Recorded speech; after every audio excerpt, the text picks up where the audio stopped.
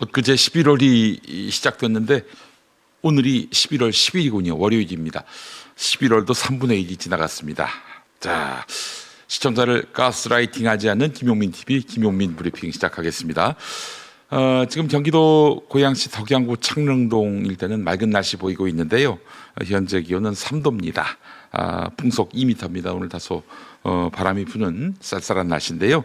전국이 대체로 맑은 가운데 북쪽에서 내려온 찬 공기로 쌀쌀한 출근길이 이어지고 있습니다. 아침 최저 기온 0도에서 11도, 낮 최고 기온은 10도에서 16도 사이로 예보됐습니다. 주 후반으로 갈수록 따뜻해진다고 하는데 수능일 오늘 목요일이죠.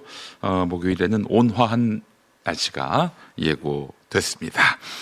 한동훈 전 국민의힘 대표의 공판전 증인신문이 오늘 오후 2시 서울중앙지법에서 진행됐는데 그동안 불출석을 했단 말이죠. 오늘은 나올 수 있을지 주목됩니다. 본인에게 그렇게 불리하지 않은 공판전 증인신문인데 계속 안 나왔어요.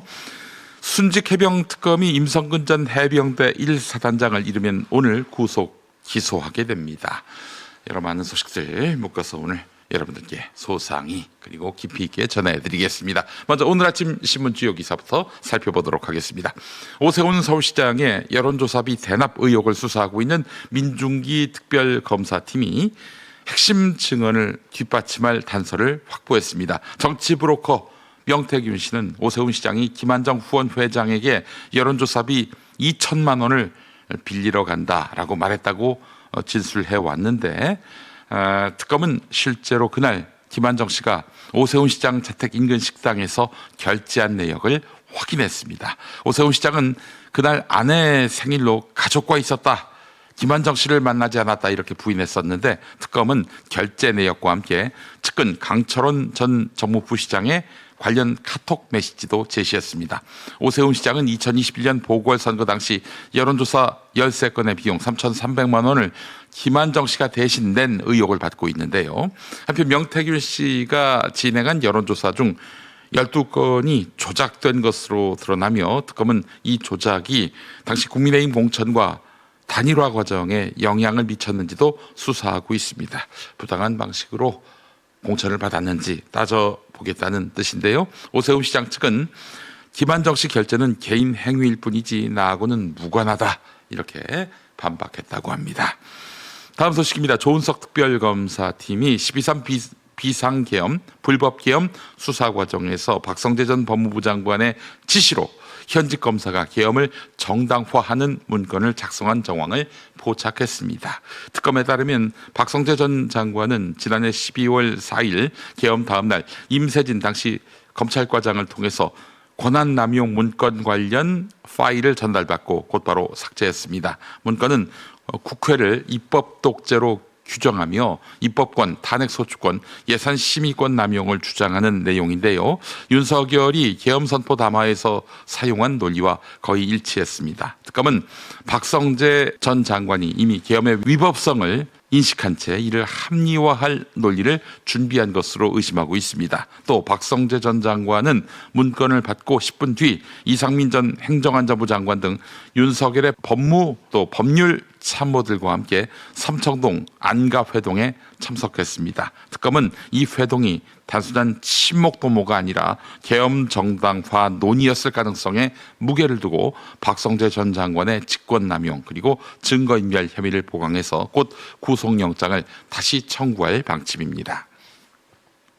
강훈식 대통령 비서실장이 이번 주 대통령 특사 자격으로 아랍에미리트를 방문합니다. 지난달 전략경제협력 특사로 임명된 뒤 폴란드, 루마니아, 노르웨이에 이어서 네 번째 방산 외교 행보를 보이고 있는데요. 정부 관계자들에 따르면 이번 방문은 중동 최대 항공산업 전시회인 두바이 에어쇼와 맞물려서 K-방산 수출 확대를 위한 외교전의 성격이 짙습니다.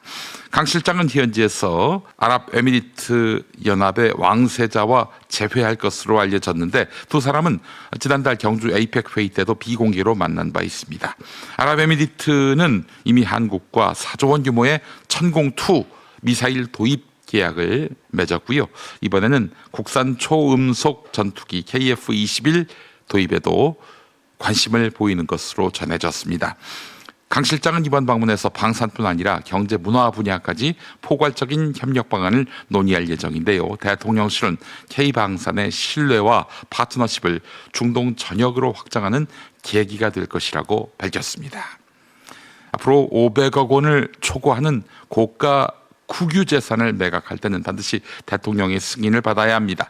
이명박 때 폐지됐던 대통령의 국유재산 매각 승인권이 17년 만에 부활하는 셈인데요. 정부는 최근 국유재산 처분 기준 개정을 착수했고요. 윤석열 정부 시절 불거진 헐값 매각 논란을 막기 위한 조치로 풀이됩니다. 개정안은 100억 초과 매각은 국유재산 정책심의위원회를, 500억 초과 매각은 국무회의를 거쳐 대통령이 최종 승인하도록 했습니다. 국유재산 관리 권한이 기획재정부에서 대통령실 중심으로 옮겨가는 반환입니다. 윤석열 정부 3년 동안 국유재산 매각액은 이전 정부의 7배로 급증했는데 낙찰가율은 70%대로 떨어졌습니다. 헐값에 팔았다 이런 얘기인데, 이재명 대통령은 매각 전면 중단을 지시했고 정부는 전 부처 국유재산 실태 조사에 착수했습니다. 기재부는 매각 과정에서 특히나 불법이 확인될 경우 검경 합동 수사와 계약 취소 등 강력한 조치를 예고했습니다.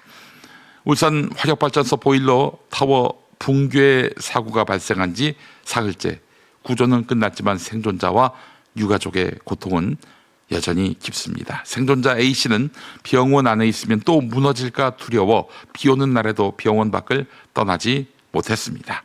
사고 현장에서 스스로 살아남았지만 충격으로 말을 잇지 못하고 불안 증세에 시달리고 있습니다. 숨진 노동자 김모 씨의 빈소에는 아내의 오열이 이어졌는데요. 남편은 어린 두 딸의 아버지이자 어려운 형편에도 스스로 공부해 대학을 마친 성실한 사람이었습니다.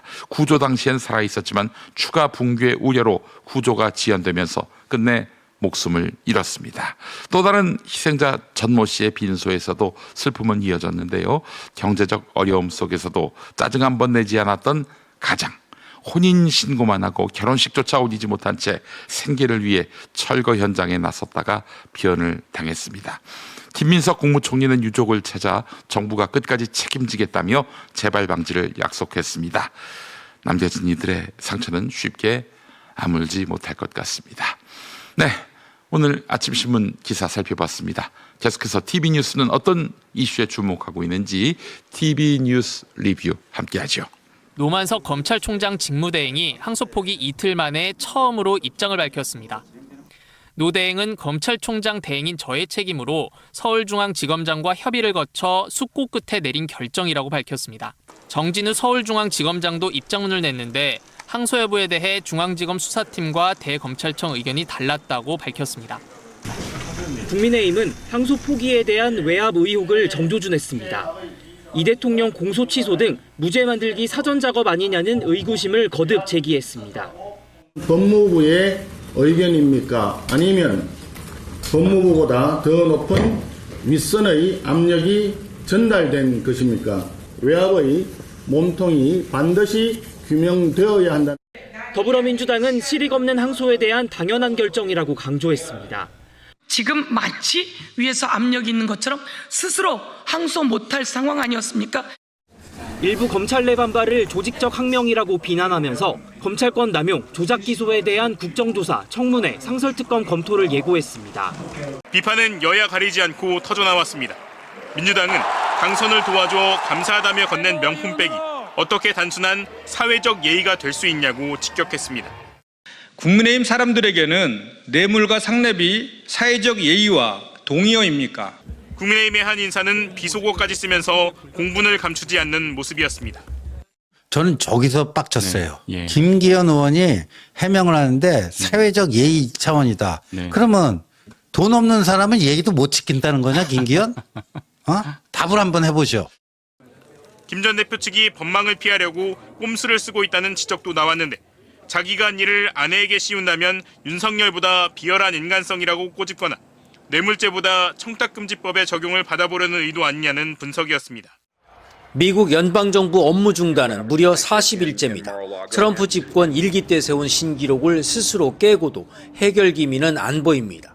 건강보험인 오바마 케어의 보조금 연장 문제를 놓고 여야는 평행선만 달리고 있습니다. 공무원 월급이 끊겼고 여객기 운행도 차질을 빚고 있지만 가장 심각한 건 저소득층을 덮친 배고픔의 고통입니다. 4,200만 명이 넘는 이들에게 지원되던 식료품비 지원도 중단됐기 때문입니다. 홀로 두 아이를 키우는 이 여성은 한 달에 256달러, 약 35만 원의 지원금이 끊기자 이제 수시로 굶을 수밖에 없다고 말합니다. I may have either less or I may not eat what they are eating just for the sake that they are getting enough. 민주당 정청래 대표와 김민석 국무총리, 강훈식 대통령 비서실장 등이 참석한 제4차 고위당정협의. 정부 안인 최고세율 35%를 놓고 여권 내에서 이견이 나온 배당소득 분리과세가 논의됐는데 회의 이후 민주당은 최고세율의 합리적 조정 방안을 마련하자는 데 의견을 모았다고 밝혔습니다. 세수에 큰 영향을 미치지 않으면서도 배당 활성화 효과를 최대한 촉진할 수 있도록 그 구체적인 세율 수준은 추후 정기국회 논의를 통해 결정하기로 하였습니다. 국회 심사 과정에서 최고세율의 완화를 검토한다는 것으로 민주당 의원안인 25%로 사실상 가닥이 잡혔다는 해석이 나왔습니다. 당에서 주로 다수 의견을 가지고 있던 쪽으로 어떤 방향이 잡힐 수 있을 가능성이 있다라고 하는 것을 언론의 해석의 영역으로 남겨두겠습니다.